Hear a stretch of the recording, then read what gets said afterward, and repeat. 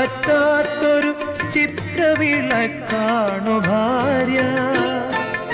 എത്ര തെളിഞ്ഞാലും എണ്ണ വറ്റാത്തൊരു ചിത്രവിളക്കാണു ഭാര്യ. എണ്ണിയാൽ തീരാത്ത ജന്മാന്തരങ്ങളിൽ അന്നദാനേശ്വരി ഭാര്യ.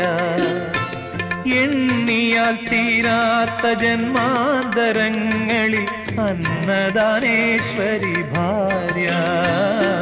പൂമുഖവാതിൽക്കൽ സ്നേഹം വിടർത്തുന്ന പൂന്തിങ്കളാകുന്നു ഭാര്യ.